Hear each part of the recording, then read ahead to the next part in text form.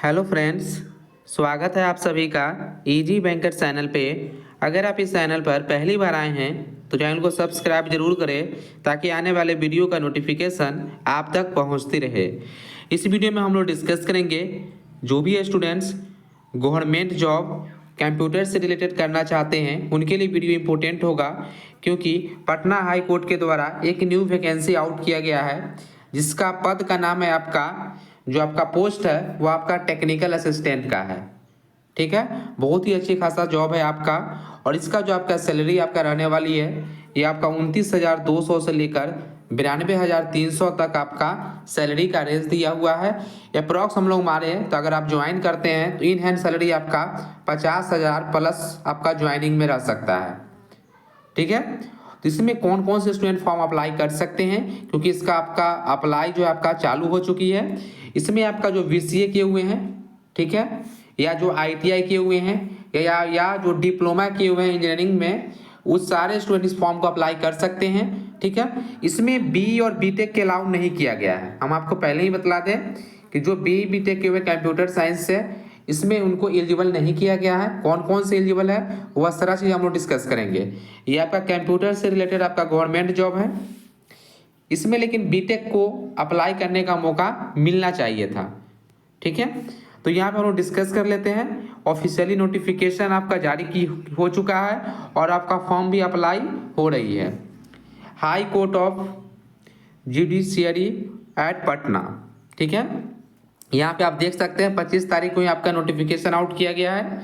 जो आपका online apply का जो डेट है वह 1 अप्रैल से आपका चालू हो चुकी है और लास्ट डेट इसके लिए रखा गया है आपका 30 अप्रैल। ठीक है, 1 अप्रैल से लेकर 30 अप्रैल तक आप इसका फॉर्म अप्लाई कर सकते हैं और लास्ट डेट आपका पेमेंट का रखा गया है 2 मई और आपका डेट ऑफ एग्जामिनेशन आपका नोटिफाई नहीं किया गया है। ठीक है, कब आपका इसका एग्जामिनेशन होगा। यहाँ पे आप देख सकते हैं जो सैलरी का लेवल आपका 5 है और इसका रेंज आपका 29,200 से लेकर 92,300 तक है। इन हैंड सैलरी अगर आपका ज्वाइनिंग हो जाता है तो 55,000 या 50,000 के अप्रोक्स आपका ज्वाइनिंग के समय देखने को मिल सकती है। यहाँ पे हम लोग सीट का डिस्ट्रीब्यूशन देखें, टोटल सीट आपका 53 सीट पे यह नोटिफिकेशन जारी किया गया है।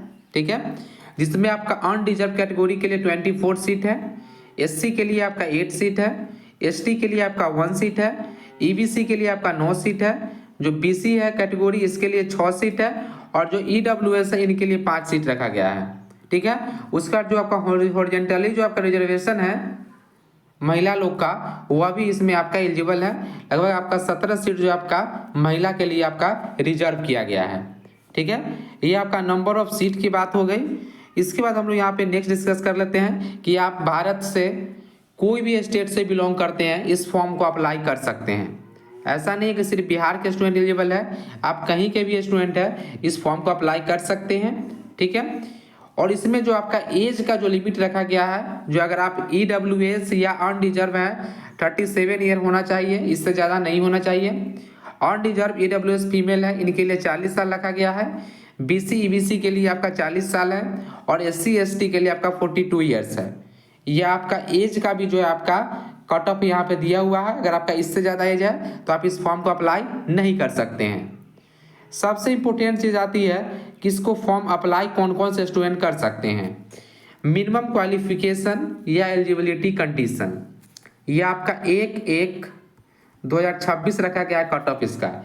इस समय तक आपका कंप्लीट होना चाहिए। इसके बाद अगर आपका कंप्लीट हुआ है तो इस फॉर्म को अप्लाई नहीं कर सकते हैं। ठीक है, यहाँ पे मिनिमम लिखा गया है, डेट यहाँ पे मेंशन है और आपका जो भी इसमें एक्सपीरियंस भी मांगा जा रहा है वह भी आपका इससे पहले का ही होना चाहिए, 1 ईयर कंप्लीट हो जाना चाहिए। अब देखिए जो टेक्निकल असिस्टेंट का जो पद है इसमें जो बीसीए किए हुए हैं इसको फॉर्म को डायरेक्ट अप्लाई कर सकते हैं, जो आईटीआई किए हुए हैं वो भी अप्लाई कर सकते हैं, या जो डिप्लोमा होल्डर है from A polytechnic in computer science and engineering, अगर आप diploma computer science and engineering से किए हुए हैं इस फॉर्म को अप्लाई कर सकते हैं, या जो आईटीआई किए हुए हैं कंप्यूटर साइंस से रिलेटेड या इलेक्ट्रॉनिक्स एंड टेलीकम्युनिकेशन से रिलेटेड या इलेक्ट्रॉनिक्स एंड कम्युनिकेशन से रिलेटेड इस फॉर्म को अप्लाई कर सकते हैं। ठीक है, तो बीसीए, आईटीआई और जो डिप्लोमा होल्डर है पॉलिटेक्निक वाले हैं, ठीक है, इसमें computer science branch electronics and telecommunication, electronics and communication branch.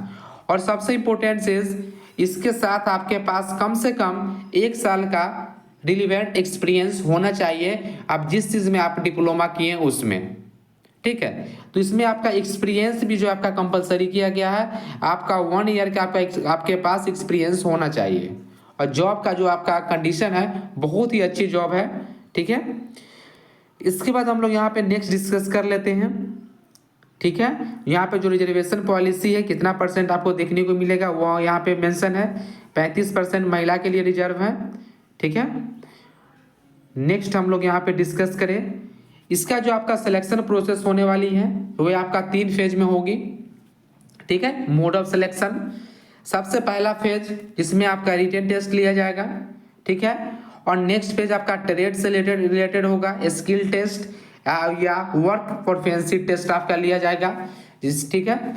पहले आपका रिटन होगा, उसके बाद ट्रेड को टेस्ट किया जाएगा और तीसरा आपका इंटरव्यू होगा। अगर तीनों में आप क्वालिफाइड करते हैं तभी आपका सिलेक्शन होगा। 3 फेज एग्जाम इसको हम लोग बोलते हैं, क्या आपका 3 फेज एग्जाम, रिटेन, ट्रेड और आपका इंटरव्यू। इसके लिए आपका मिनिमम क्वालिफाइंग मार्क्स गिवन है, कम से कम आपको इतना मार्क्स चाहिए ही। देख लीजिए यहाँ पे कितना दिया हुआ है। जो भी आपका प्रीलिम्स एग्जामिनेशन कंडक्ट होगा उसमें कम से कम आपके पास 40% मार्क्स लाना ही है। इसमें कोई कैटेगरी वाइज कोई रिजर्वेशन नहीं दिया गया है, हर एक कैटेगरी के स्टूडेंट को कम से कम 40% मार्क्स लाना है जो आपका प्रीलिमिनरी टेस्ट होगा, मतलब प्रीलिम्स होगा। नेक्स्ट आपका जो आपका रिटन टेस्ट होगा, ठीक है, इसमें भी आपका 40% मार्क्स होना चाहिए। 40% मार्क्स आपका ट्रेड में भी होना चाहिए और 30% मार्क्स आपका इंटरव्यू का, ठीक है। जो आपका इंटरव्यू जितना भी मार्क्स का होगा उसका आपका 30% आपको मिनिमम लाना पड़ेगा, तभी आप क्वालिफाइड कर सकते हैं, ठीक है। और जो इसके लिए एग्जामिनेशन फी रखा गया है वो कुछ ज़्यादा ही है, यहाँ पे आप देख सकते हैं।